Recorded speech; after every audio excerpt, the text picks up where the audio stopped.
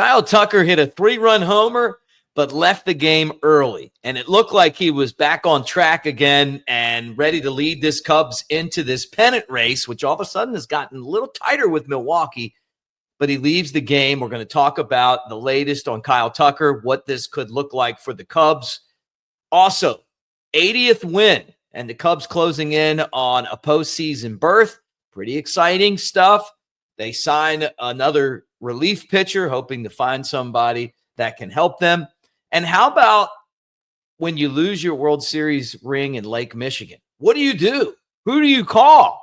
Well, that happened to one of the championship Cubs from 2016, and he got his ring back. We're going to talk about all that right here on the Cubs Baseball channel. Like, subscribe, thumbs up, hit the bell, do all those things we ask you to do, and let's get this show started. Let's get a little Cubs talk.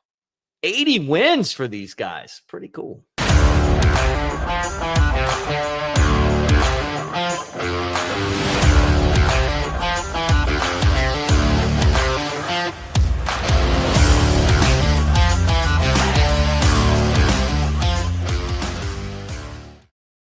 What do you say, everybody? Mick Gillespie, Cubs Baseball channel, and it is great to have you guys again on the channel as we talk. And we got a lot to get into today. The good thing is the Cubs are starting to win some ball games, and they beat the Atlanta Braves again, and they look for a sweep, and they're 80 wins in now, and they're closing in on a playoff berth, which is super exciting. The good news is Kyle Tucker's starting to hit. The bad news is he hit a 3-run homer. It turned out to be the big blow and a 4-3 win over Atlanta. Pitching held up. Starting pitching, the Braves, they got some bats. Everything felt good until it didn't feel good, and that was when Kyle Tucker slid into second base and then came back into the dugout, and he talked to Nick Frangella, our buddy, the trainer, and then he went out and played a half inning, and then in the 7th inning he left, and they're saying that it's tightness in his left calf, and it's something that he's kind of been dealing with. That's the bad news. He's going to be off today. He's going to take the off day, and then they're going to reevaluate. That's what Craig Counsell said. Cubs have options. They have options. Owen Casey, the guy they sent to the minor leagues, send him back up, because he's the guy that I think needs to be in this spot. Kevin Alcantara isn't Owen Casey. He's a good player. Owen Casey's a difference maker. And if I'm the Cubs, I would have never sent him down. But that's right. You can't send him back up, right? Because you need an injury to send him back up. Isn't that how it works? I don't know. But I wish he was still on the roster, because this would have been such a good spot for Owen Casey. I guess we'll see.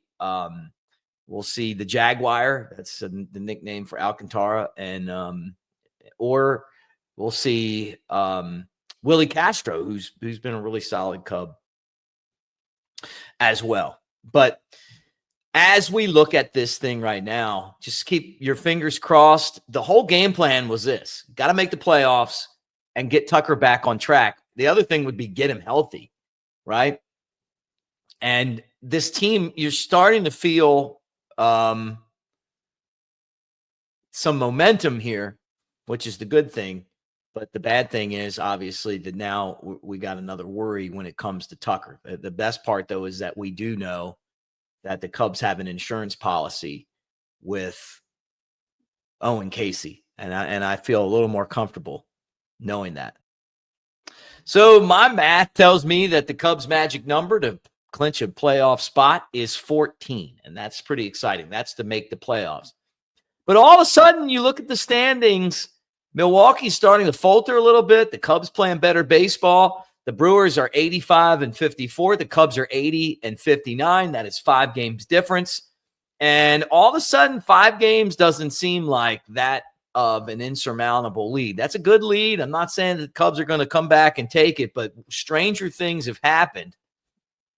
And I love the fact that the Cubs could potentially be picking up momentum as the season ends, obviously with the Tucker concern, but still winning some games, right? I know the 3-game sweep in San Francisco, but you sandwich that in between a 3-game sweep in Anaheim, 2 out of 3 against the Rockies, 2 more against the Braves. And the fact that we're starting to get the bullpen back again, Daniel Palencia with another lockdown save, Pete Crow Armstrong with the great defense, and the Cubs finding a way to win, right? They've tried to add to this bullpen, and they did it again. They signed right-hander Joe Ross. I like this. This has been a theme for the Cubs this year. This is a veteran right-hander. They signed him to a minor league deal. He's 32 years old. He's pitched primarily out of the Phillies bullpen. He did have a 5.12 ERA in 51 innings. That's in 37 appearances, right? But you know what? You remember him last year when he was with the Brewers. Maybe they can find something with this guy. Maybe they send him to the pinch lab and he gets something going. I don't know, but I think that what the Cubs are trying to do right now is just look for as much help as they can get. And, and maybe you pop a guy or two out of nowhere that can help this team, right? And so Joe Ross being one of those guys. This was a really cool story. Block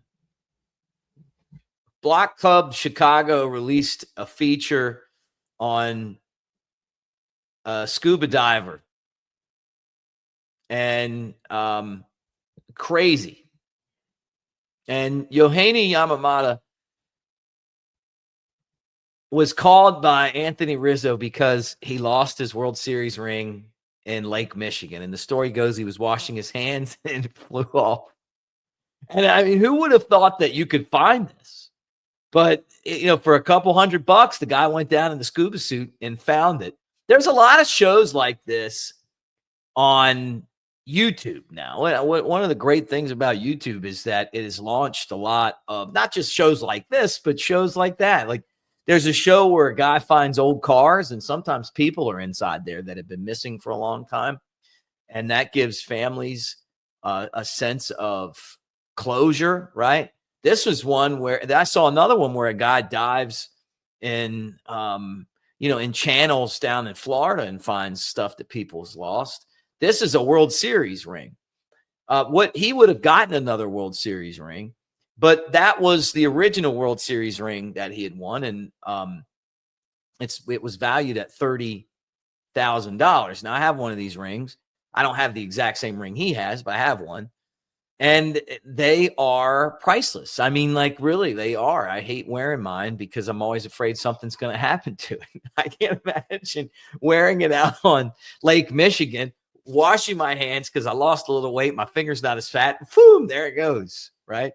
I was at a football game one time, and one of my friends had a national championship ring, and they went to high-five somebody else, and the ring flew like 4 rows down. It was pretty funny watching people pass that championship ring back up. So pretty cool feature though.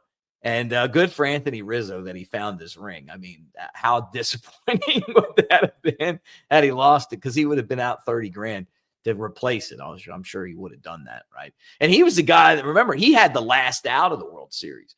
He caught the last out because Bryant got the ball and then threw it to him. He was at first base and he had it in his pocket.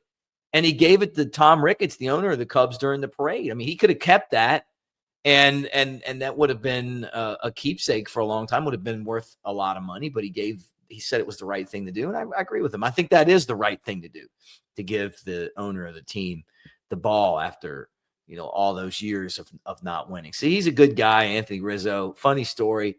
I found that very interesting, and I just heard that and I was like, man, that is, you imagine being on the boat and being like, what are we doing? Well, he lost his World Series ring and it's like down in like 30 feet of water down there. We don't know if we're going to ever see it again. Oops. Guys, before we talk about the Cubs trying to sweep the Braves, let me remind you that you need to join our Avenue D. Join Mick Nation. That is me. I'm Mick. Yeah. And I invite you guys to be a part of this. Mick Nation, Avenue D. Use that QR code. All you got to do is scan it with your phone and go there. We're going to give away playoff tickets. We were ordering some swag today. That is getting put in, and then we're going to give that away there as well. But we do interactive games and stuff like that, so you can pick scores, and we'll do contests and all. That's all free. We just want to connect everyone there on our Web3 home, and I appreciate all of you guys for being a part of it. So check that out. All right. You got, again, magic numbers 14 to make the playoffs. Cubs are 5 games back of the Brewers. If they could get to within 3 games back of the Brewers here in the next, like say they win 2 more and the Brewers lose 2 more and they're 3 back, all of a sudden all bets are off. Then the Brewers they're feeling that neck, the breath on the back of their neck because the Cubs are right behind them. We'll see what happens. I mean, the Cubs need to focus on winning the games ahead of them. And I'm going to tell you, let's do today's game first. All right, today's game. Bryce Elder against Cade Horton. That's a 7:40 Eastern time, 6:40 Central time first pitch. Elder this year is he can be pretty good for the Atlanta Braves.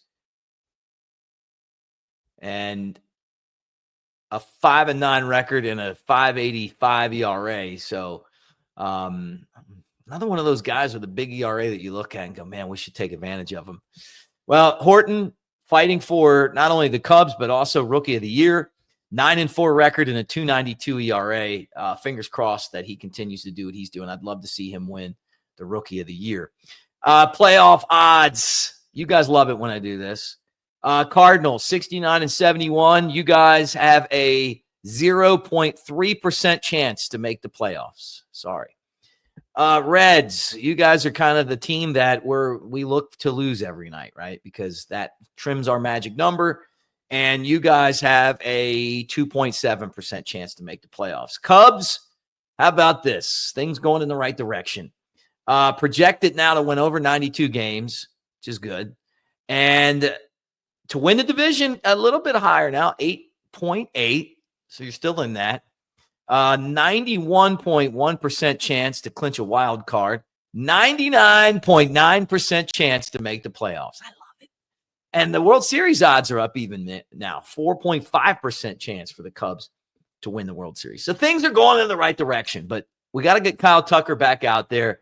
If not, at least we know Owen Casey is very capable of filling in and helping this team. I think the most important thing right now when you have those odds for the Cubs is just get healthy. Absolutely get healthy, because it is one of those things where, you just don't want to go into the playoffs injured, right? Got the Nationals coming in after the Braves and after the off day, then go to Atlanta, then Tampa Bay, then the Pirates, then the Reds on the road, then the Mets. And then all of a sudden the season's over, right? So, I mean, crazy that we're dwindling down to final games of the season. And playoffs coming, who we're going to play in the playoffs, we're going to host, all those things are definitely at the top of the list. Anyway, thank you guys for hanging. Please make sure that you like and subscribe. Go Cubs, go, everybody. Thank you for being here on a daily basis. I appreciate you guys so much. And we'll keep an eye on Tucker. If anything pops in that area, if anything breaks, we'll jump on here and talk about it. Make sure that you join Mick Nation through our QR code, and we'll talk to you guys again tomorrow.